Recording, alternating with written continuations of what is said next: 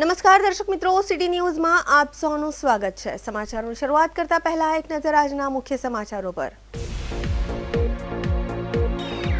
Umargam industries એસોસિએશનની ચૂંટણીને લઈ હવે વાતાવરણ રંગીન બને તેવી શક્યતા।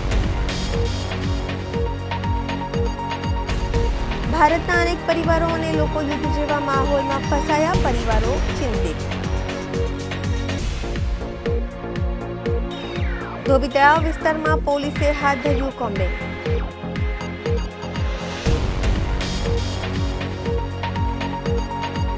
કેમિકલ કંપનીમાંથી મોટા પાયે ગેસ લીકેજની ઘટના। હવે સમાચાર વિગતવાર જોઈએ। ઉમરગામ ઇન્ડસ્ટ્રીઝ એસોસિએશનની ચૂંટણીને લઈ હવે વાતાવરણ રંગીન બને તેવી શક્યતા જોવા મળી રહી છે।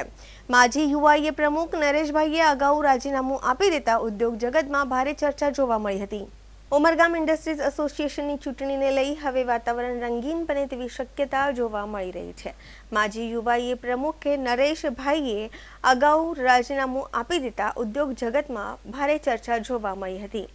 યુવાએની ચૂંટણી જાહેર થયા બાદ નિરાશ વાતાવરણ જોવા મળ્યું છે। ગત ખાસ સામાન્ય સભામાં થયેલ તમાશા બાદ ઉદ્યોગપતિઓ વધુ નિરાશ થયા હતા, ત્યારે હવે માજી યુવાએ પ્રમુખ નરેશ બાંથિયા ફરી મેદાનમાં આવે અને વિકાસ ગાથાના દ્વારો ખોલે એ માટે ઉદ્યોગપતિઓનું જૂથ એમને મળવા ગયું હતું।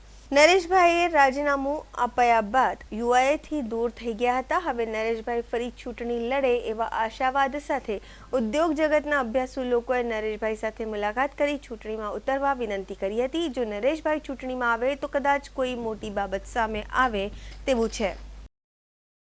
उमरगाम इंडस्ट्री एसोसिएशन का इलेक्शन डिक्लेयर हुआ है। उस सिलसिले में हम नरेश भाई को उनके फैक्ट्री पे मिलने आए थे। पिछले कई सालों से उमरगाम के एस्टेट में बहुत सारी चीज़ों का डेवलपमेंट का काम रुका हुआ था। वो उनके टर्म में, उनके लीडरशिप में काफ़ी काम हुआ है। तो इस साल भी हम अगले इलेक्शन में भी नरेश भाई पार्टिसिपेट करें, उनके लीडरशिप में काम होना चाहिए और उनको हम सपोर्ट करेंगे। इसलिए हम उनसे मिलने, उनसे बात करने के लिए आए थे। तो और हमें लगता है कि वो भी राज़ी हो जाएंगे और हमारा पूरा टीम उनके साथ सपोर्ट में काम करेंगे।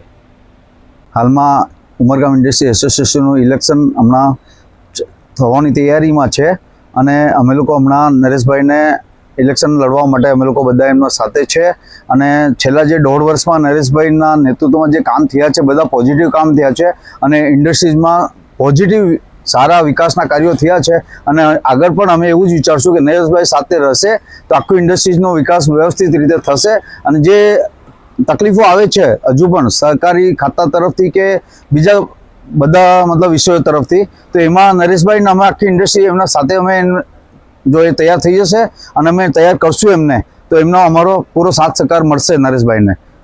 तो आखी टोटल उमरगाम इंडस्ट्रीज उद्योग जे छे ए नरेशभाई ने साथे सपोर्ट में अमे लोग उभेला छे। नरेशभाई नहीं रहेशे तो अमे लोग पण इंडस्ट्रीज में रहेवाना नथी। अमारी मेम्बरशीप में मध्य बेक थई जशुं पण सपोर्ट अमे नरेशभाई ने ज आपवाना छीए। ઇઝરાયલ, અમેરિકા અને ઈરાન વચ્ચે થયેલા યુદ્ધને લઈ સમગ્ર ખાડીના દેશોમાં અત્યારે યુદ્ધ જેવી પરિસ્થિતિ છે। આથી નોકરી ધંધે ગયેલા ભારતના પણ અનેક પરિવારો અને લોકો યુદ્ધ જેવા માહોલમાં ફસાયેલા છે। ત્યારે જિલ્લામાંથી પણ માછીમારી કરવા અન્ય દેશોમાં ગયેલ માછીમાર પરિવારો અત્યારે ચિંતિત છે। ઇઝરાયલ, અમેરિકા અને ઈરાન વચ્ચે થયેલ યુદ્ધને લઈ સમગ્ર ખાડીના દેશોમાં અત્યારે યુદ્ધ જેવી પરિસ્થિતિ છે। આથી નોકરી ધંધે ગયેલ ભારતના પણ અનેક પરિવારો અને લોકો યુદ્ધ જેવા માહોલમાં ફસાયેલા છે। ત્યારે જિલ્લામાંથી પણ માછીમારી કરવા અનેક દેશોમાં ગયેલ માછીમાર પરિવારો અત્યારે ચિંતિત છે। વલસાડના દરિયા કિનારે આવેલ કકવડી ગામના ટંડેલ પરિવાર અત્યારે ચિંતામાં મુકાયા છે, કારણ કે આ પરિવારના મોભી ભીખાભાઈ ટંડેલ અત્યારે ઈરાનમાં છે, જેઓ આ અન્ય કંપનીમાં માછીમારી માટે ગયા હતા। જો કે હવે ઇઝરાયલ અને ઈરાન વચ્ચે યુદ્ધને લઈ પરિસ્થિતિઓ વણસી રહી છે। આથી અહીં વતન તેમના પરિવારજનોમાં ચિંતાનો માહોલ છે। 2 દિવસ પહેલા આ પરિવારની ભીખુભાઈ સાથે વાત થઈ હતી, પરંતુ 2 દિવસથી તેમનો સંપર્ક નહીં થઈ રહ્યો હોવાથી પરિવાર ચિંતામાં છે। મહત્વપૂર્ણ છે કે અત્યારે યુદ્ધ જેવી પરિસ્થિતિ છે, આથી અહીં તેમના પરિવારજનો અત્યારે ચિંતિત છે, યુદ્ધગ્રસ્ત વિસ્તારમાં ફસાયેલ છે અને તેમના પરિવારજનો તેમના સ્વજનો વહેલી તકે સહી સલામત ઘરે પરત ફરે તેવી અપેક્ષા રાખી રહ્યા છે। ટંડેલ જયકુમાર. જય, તમારા ફાધર કેટલા સમય પહેલાં ત્યાં ગયા હતા, શું કામ માટે ગયા હતા અને શું હમણાં ચિંતાનો માહોલ છે પરિવારમાં? મારા પપ્પા 1 વર્ષથી ઉપર થઈ ગયું છે, ત્યાં જ છે ને ફિશિંગ બિઝનેસ માટે ગયા છે. અત્યારનો માહોલ થોડુંક યુદ્ધજનક છે, તો થોડુંક ચિંતાનો માહોલ છે.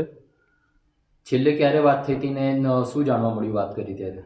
છેલ્લે વાત થઈ 2 દિવસ પહેલાં વાત થઈ, તો કંઈ વધારે તો કોલ થયો નહીં, 10-15 મિનિટ થોડી વાત થઈ, તો થોડુંક યુદ્ધનો માહોલ છે, થોડી ચિંતાજનક વાત છે એવું કહેતા હતા.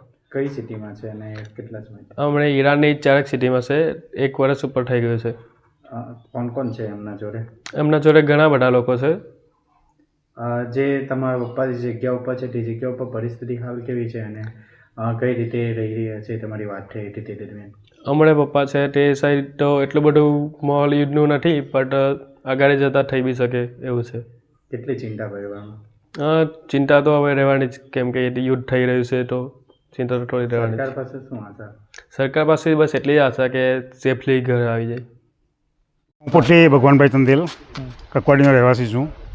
એકચ્યુઅલી મારા કથા વિસ્તારમાંથી ઘણા ભાઈઓ રોજીરોટી માટે ગલ્ફ કન્ટ્રીમાં ગયા છે, સાથે ઈરાન પણ હશે.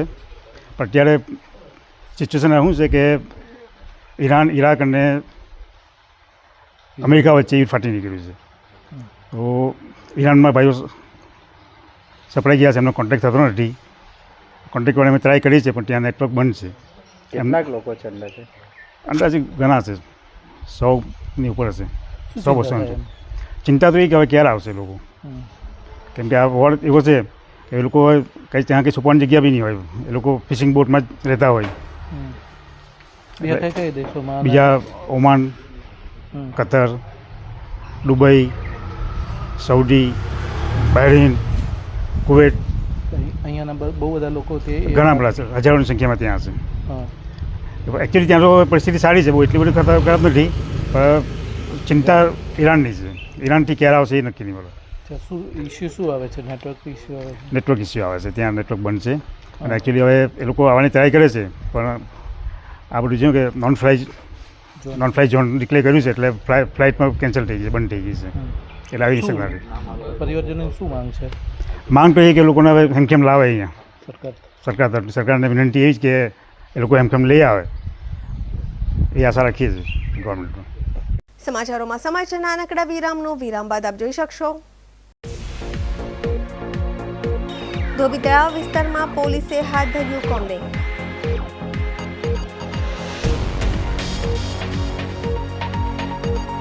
કેમિકલ કંપનીમાંથી મોટા પાયે ગેસ લીકેજની ઘટના.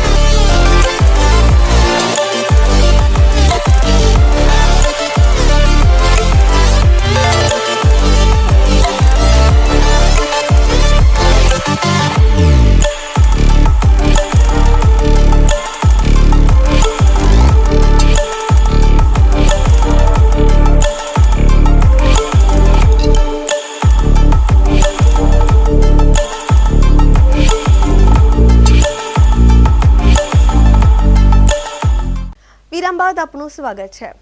આવનાર તહેવારને લઈ કોમ્બિંગ હાથ ધરાયું છે। વલસાડના ધોબી તળાવ વિસ્તારમાં પોલીસે કોમ્બિંગ હાથ ધર્યું છે। આવનાર તહેવારને લઈ કોમ્બિંગ હાથ ધરાયું છે। વલસાડના ધોબી તળાવ વિસ્તારમાં પોલીસે કોમ્બિંગ હાથ ધર્યું હતું। કોમ્બિંગ દરમિયાન પોલીસ દ્વારા વાહન ચેકિંગ પણ કરવામાં આવ્યું છે। મોટી સંખ્યામાં નંબર પ્લેટ વગરના વાહનો અને લાયસન્સ વગરના વાહન ચલાવતા ચાલકો ઝડપાયા છે। Valsad city police, Valsad rural police, Dungri police, જિલ્લા ટ્રાફિક સહિતની એજન્સીઓ દ્વારા કોમ્બિંગ હાથ ધરાયું છે। આવનાર તહેવારમાં કોઈ અનિચ્છનીય બનાવ ન બને તે માટે પોલીસે કોમ્બિંગ હાથ ધર્યું હતું।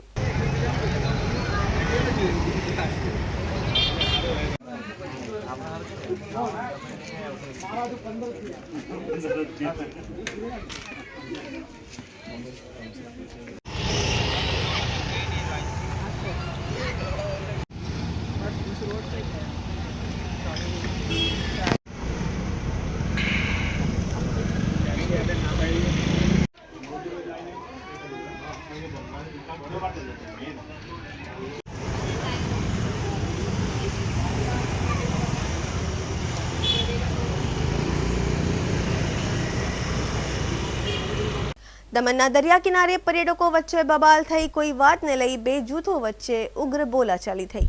દમણમાં દરિયા કિનારે પર્યટકો વચ્ચે બબાલ, કોઈ વાતને લઈ બે જૂથો વચ્ચે ઉગ્ર બોલાચાલી થવા પામી હતી, જેના કારણે માહોલ ગરમાતા બંને પક્ષો વચ્ચે મારામારી થઈ હતી। આ મારામારીમાં એકને ઈજા થઈ છે, સારવાર માટે હોસ્પિટલ ખસેડાયો છે। વિવાદનું કારણ હજી પણ અકબંધ છે।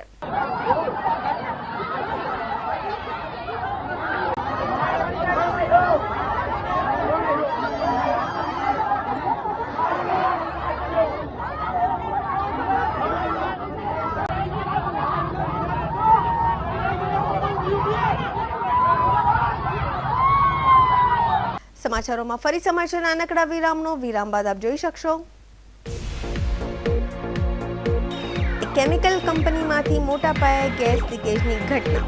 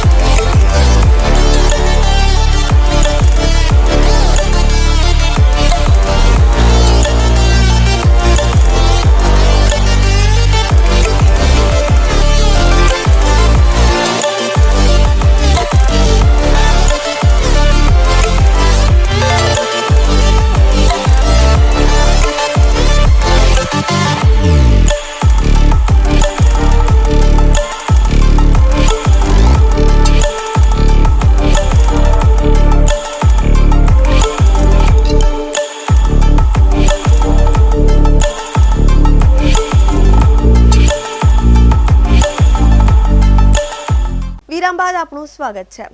કેમિકલ કંપનીમાંથી મોટા પાયે ગેસ લીકેજ ઘટના બાદ સમગ્ર વિસ્તારમાં અફરાતફરીનો માહોલ સર્જાયો। કેમિકલ કંપનીમાંથી મોટા પાયે ગેસ લીકેજ થયા બાદ સમગ્ર વિસ્તારમાં અફરાતફરીનો માહોલ। ગુજરાતની હદ પર મહારાષ્ટ્રના પાલઘરની આ ઘટના છે। બોઈસર જીઆઈડીસીમાં આવેલી બગેરિયા કેમિકલ કંપનીમાંથી ગેસ લીકેજ થયો છે। કંપનીના કામદારોએ જીવ બચાવી લીધો છે અને બહાર ભાગી ગયા હતા। આસપાસની વિસ્તારની કંપનીઓમાંથી પણ કામદારોને સહી સલામત બહાર ખસેડાયા હતા। ગેસની અસર થતાં કેટલાક લોકો રસ્તા પર હતા અને બેહોશ થતા પણ દેખાયા હતા। ઘટનામાં હજુ સુધી કોઈ જાનહાનિનો અહેવાલ નથી। ફાયર બ્રિગેડ અને સંબંધિત વિભાગની ટીમો સ્થળ પર મોજૂદ છે। અને ગેસ લીકેજ પર કાબૂ મેળવવા પ્રયાસ ઘટનાને કારણે તંત્ર દોડતું થયું છે. સમાચાર પૂરા કરતા પહેલા એક નજર આજના મુખ્ય સમાચારો પર. ઉમરગામ ઇન્ડસ્ટ્રીઝ એસોસિએશનની ચૂંટણીને લઈ હવે વાતાવરણ રંગીન બને તેવી શક્યતા. ભારતના અનેક પરિવારો અને લોકો યુદ્ધ જેવા માહોલમાં ફસાયા, પરિવારો ચિંતિત. ધોબી તળાવ વિસ્તારમાં પોલીસે હાથ ધર્યું કોમ્બિંગ.